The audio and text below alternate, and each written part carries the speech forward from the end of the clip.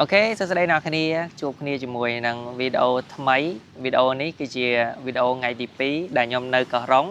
ហើយខ្ញុំក៏សម្រេចចិត្តថតវីដេអូពីថ្ងៃទៅហើយកុំឲ្យពិបាកថតយប់ហើយណាមួយខ្ញុំនឹកឃើញថាឥឡូវរៀងតនេហើយទី2ខ្ញុំនឹកឃើញថាឥឡូវកំពុងតែស្អាតខ្ញុំមកដល់កន្លែងនៃទេសភាពស្អាតខ្លាំងមែនតើអញ្ចឹងខ្ញុំចង់ថតវីដេអូនិយាយនៅកន្លែងដែលស្អាតឲ្យអ្នកគ្នាមើលតែម្ដងអញ្ចឹងខ្ញុំទៅអង្គុយជួយអង្គុយរកប្លង់តិចហើយតំណងអូខេប៉ុណ្ណេះជាអូខេឡើងទៀតតិចយ៉ាប៉ុណ្ណេះមិនដែរប្លង់នៅនេះខ្ញុំកំពុងនៅហ្នឹងគឺនៅឆ្នេរឡងសេតនៃកោះរ៉ុងសន្លឹមខុសបាត់ហើយឆ្នេរឡងសេតនៅកោះរ៉ុងហ្នឹងហើយមានទេសភាពនៅខាងមុខហ្នឹងគឺកោះរ៉ុងសន្លឹមខ្ញុំចង់និយាយអញ្ចឹងណាយើងបែរទៅមើលទេសភាពទៅឃើញទាំងសមុទ្រហើយកោះដែលទូចមួយដែលអ្នកគ្នាឃើញហ្នឹងគឺកោះតូចហ្នឹងហើយគេហៅកោះតូចនៅខាងមុខហ្នឹងពីច្រើនគេជិះទៅមើលផ្កាថ្មគេទៅមើលអីនៅហ្នឹងអញ្ចឹងសម្រាប់ប្រធានបទនៅថ្ងៃនេះដូចជាអត់មានអីជាមែន point អីសំខាន់ទេប៉ុន្តែខ្ញុំត្រូវចង់និយាយលេងជាមួយអ្នកគ្នាហើយនិយាយពី trip របស់ខ្ញុំនៅថ្ងៃហ្នឹងសម្រាប់ trip របស់ខ្ញុំថ្ងៃហ្នឹងគឺខ្ញុំចេញចាប់ផ្ដើមមករៀង late បន្តិចដោយសារតែពួកខ្ញុំគេងដល់រៀងមកឆ្អែតរៀងខ្លួនអញ្ចឹងទៅខ្ញុំគេងរហូតទៅដល់ម៉ោង9អីបានងើបមកញ៉ាំអីនៅ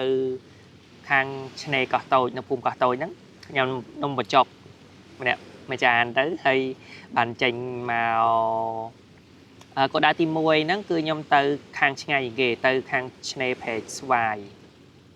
អាហ្នឹងគេហៅមានភូមិមួយហៅភូមិព្រែកស្វាយដែរអញ្ចឹងណាហ្នឹងហើយនៅហ្នឹង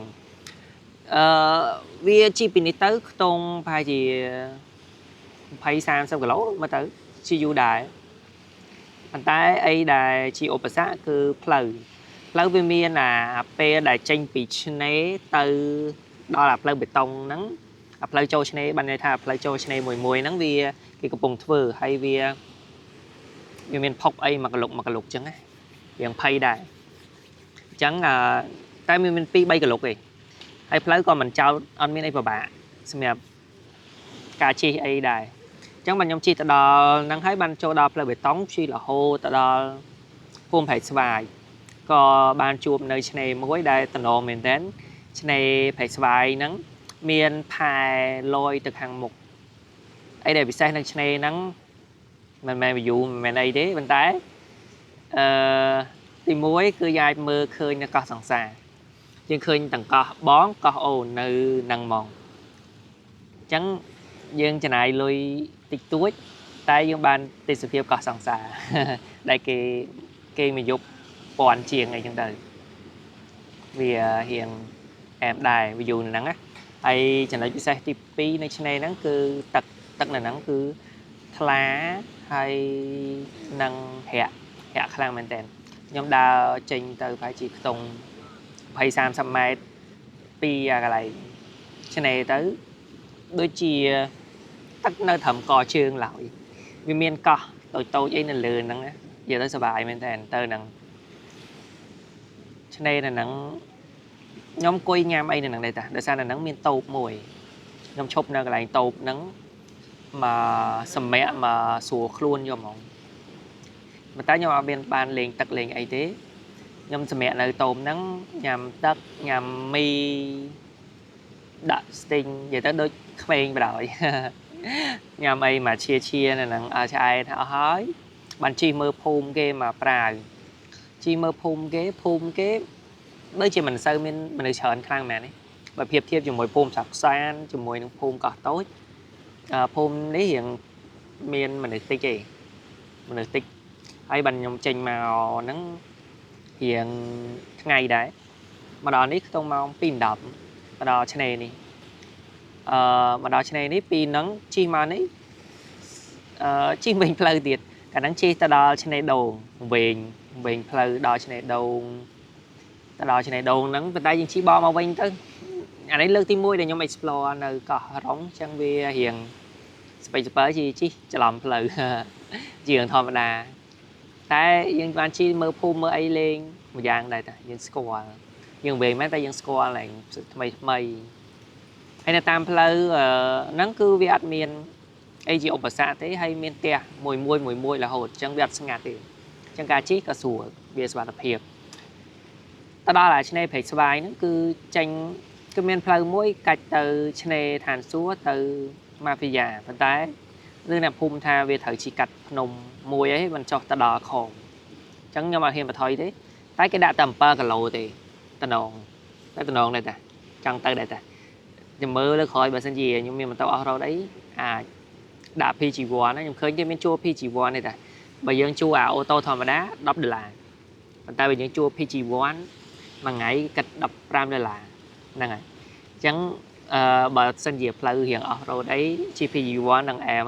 មខុសគ្នា5រៀលខ្ញុំយកនោះហើយខ្ញុំចេញពីហ្នឹងមកខ្ញុំមកឆ្នេរឡងសេតនេះខ្ញុំចាប់អារម្មណ៍ថានៅនេះបរទេសច្រើនហើយឆ្នេរក៏ស្អាតខ្លាំងដែរឆ្នេរនៅនេះសំបីខ្សាច់សខ្ញុំមើលទៅវាសឹងតែដូចនៅឆ្នេរនៅឡងប៊ិចហ្នឹងថនថាឆ្នេរឡងប៊ិចវាពិសេសថនថាអាខ្សាច់មកគ្រាប់វាហ្នឹងដូចសឹងដូចអំបិលអីហ្នឹងវាសពេកបើនៅនេះវាសអត់ដល់កម្រិតហ្នឹងឯងវានៅមានតែជា20%អីរៀងពណ៌លឿងនៅនេះឆ្នេរនេះប៉ុន្តែឆ្នេរនេះស្អាតមួយយ៉ាងដោយសារតែច្បោដើមដូងអីនៅមួយជួរមាត់ឆ្នេរមកដើមឈើដើមអីបើនៅនោះដើមឈើដើមអីវារៀងឆែលមកខាងក្រោយអញ្ចឹងបើខ្ញុំប្រៀបធៀបពីឆ្នេរហ្នឹងមួយស្ងាត់មួយស្អាតហើយស្ងប់ស្ងាត់ហើយនៅនេះលក្ខណៈបែប vibe បរទេសហ្មងហើយមានធម្មជាតិច្រើនហើយបើ view ខាងនេះក៏រៀងស្អាតជាងដែរដោយសារវាបែរទៅកោះរ៉ុងសន្លឹមអញ្ចឹងយើងអាចមើលឃើញកោះរ៉ុងសន្លឹមមើលឃើញកោះតូចនៅខាងមុខហ្នឹង highly recommend ហ្មងត្រូវតែបើមកកោះរ៉ុងត្រូវតែមកឆ្នេរឡងសេតនេះចោលបាននេះហើយឡងប៊ិចក៏ត្រូវតែទៅលេងដែរខ្ញុំមកពីមុន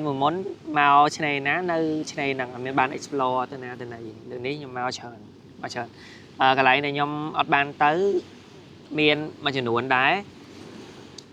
ពិសេសដូចជាអា Lonely Beach អីហ្នឹងគេថាផ្លូវពិបាកអញ្ចឹងខ្ញុំអត់ហ៊ានទៅទេ